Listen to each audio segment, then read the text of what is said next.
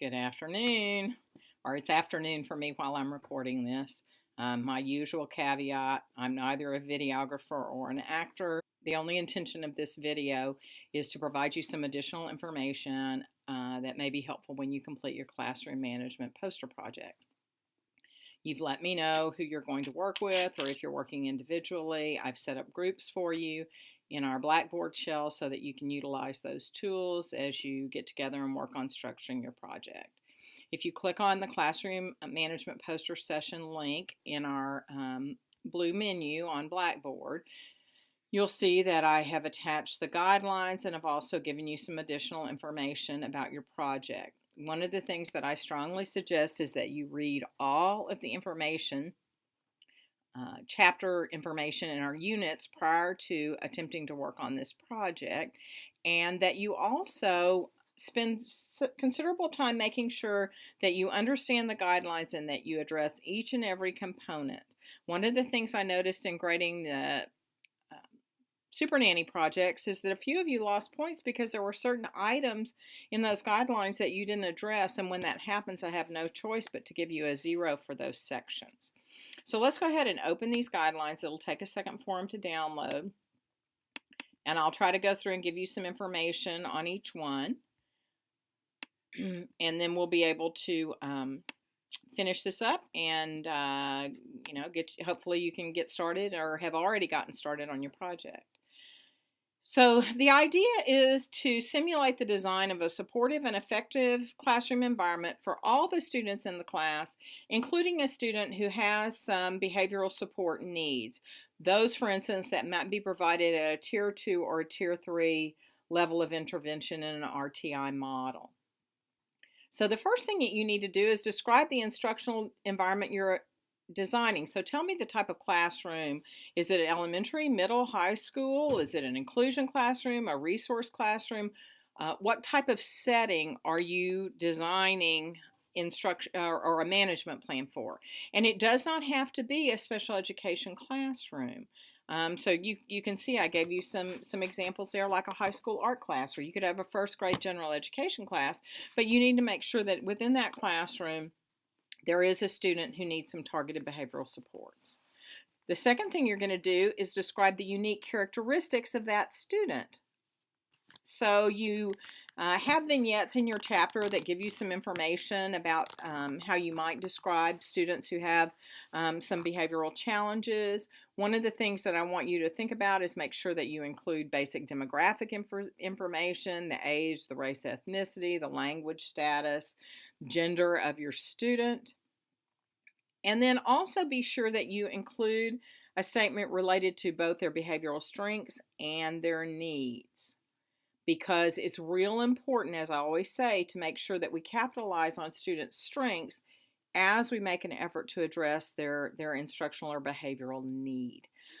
The other thing that I would strongly suggest is sometimes I feel like your book does not always provide the best examples of person-first language and student-centered language, so make sure that even if the book doesn't provide that good model, that that's the model that you use. The third thing you're going to have is a pictorial representation of your room arrangement. So that would be like a map or a photograph. I've given you some resources that you can use where you can go online and sort of create a blueprint of a classroom environment. That's something that it's perfectly fine for you to use. And just to make sure that that pictorial representation is consistent with both your academic and behavioral expectations. And so one of the things that, or an example that I often use, is teachers may decide that they want students to complete most of their work individually. Well, if that's what you want them to do, you don't want them sitting in groups of 4, because that's going to encourage them to interact more. So make sure that that instructional layout is consistent with what you're hoping will happen in the classroom. For section 4, or for item 4, you need an appropriate list of classroom rules and expectations. So what are your rules? And remember, your book is very clear, 3 to 5 rules positively stated. So tell children what you want them to do rather than describing the things that you don't want them to do. And you want to make sure that in addition to stating what those expectations are, you have a plan for ensuring that students have an opportunity to learn them. So for instance, it's very common to walk in a classroom and see a rule that says be respectful. But when you see that, we're almost assuming that respect is universally defined and that all children will know what respect looks like, what it doesn't look like. And so kids need an opportunity not just to review the rules or have them presented, but to practice, to have opportunity to make sure that they're really clear on what our expectation is and what behavior that is consistent with those rules would be. The fifth thing is a rules within routine matrix. That's very clearly described in your textbook. It's a matter of operationalizing those rules in action in a classroom environment. You need a continuum of techniques for acknowledging appropriate behavior and for responding to inappropriate behavior. Make sure that you have more than one thing in your toolkit. And so remember, we can acknowledge appropriate behavior by giving lots of positive verbal reinforcement. We may have a token economy. We may offer various kinds of reward systems, but you need to be explicit about what that is. And the same is true for inappropriate behavior. You need to have a way of letting kids know, redirecting to get them back on track, and then you need a plan for what to do if there are more serious behavioral infractions. Describe, for number 7, the strategies for creating a classroom community. So what you want is some strategies that you can work to help the students in that classroom become a cohesive learning unit and to function as a classroom team, for lack of a better word. And so think about how you're going to encourage your students to work together respectfully and in ways that affirm and acknowledge everyone being a participant in that classroom. The last thing you're going to do is you're going to describe the unique supports provided for your target student. So you've identified some needs that the target student has. You've laid out sort of your universal plan for dealing with all students. That's your list of rules and your procedures and the way that you're going to make sure that you reinforce positive behavior, redirect behavior that is not appropriate for the classroom. Those are things you're going to do with all students. And then you need to think about, okay, so what are those unique behavioral supports you're going to put in place for your target student that not all the students in your classroom may need? And then you're going to describe a mechanism for collecting data to determine whether those supports are effective. And that has to be more than I'm going to collect data on the number of times the student gets out of the seat. I want to see a chart, or I want to see some clear-cut description, or a chart and some clear-cut description about how you are going to go about gathering that data so that you can effectively assess whether the supports you're providing are effective.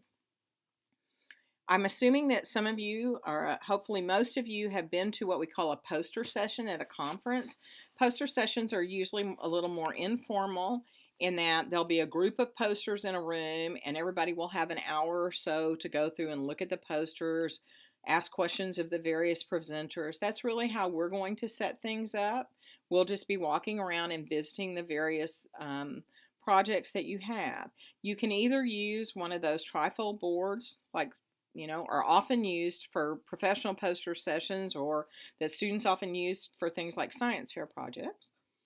You can do a PowerPoint or a Prezi presentation, but then you'll need to make sure that you have a laptop computer or other way to display that as we all move around the room.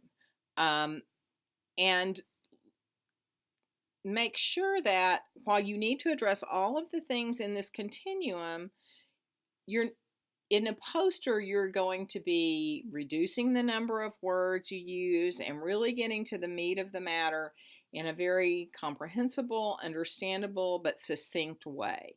If you have questions about that, I'm more than happy to answer them. Now let's look at the rubric that describes how your projects are going to be evaluated. So if you click on this Classroom Management Poster Session Guidelines and you view your rubric, this is another project in which the total points available are 80, just as they were in the Super Nanny project. You'll see that 56% of those, or 80% of those points, 56 points, are going to come from the content of your presentation.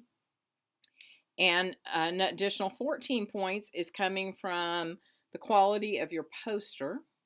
So not only making sure that it's effective, it's complete, it's attractive, but that the group members are all participative and displaying effective communication skills and offering answers to questions during the poster session itself. You'll notice if you read in the description above that 7 points are available for each of the prompts that were provided on the guidelines. So there are 8 prompts, 7 points each. That's 56 points. And then again, another 14 points for the quality of your poster and the presentation itself. Then, as with the Super Nanny project, you will also have a self-peer evaluation form that will be that will determine the additional 10 points that are available for this assignment. As I said, a total of 80.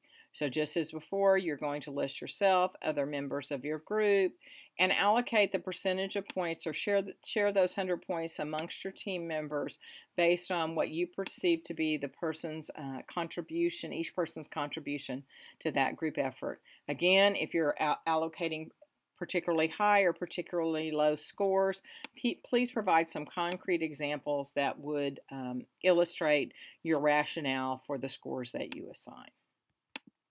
I think that pretty much provides you with the detail that you need to be able to get this project finished.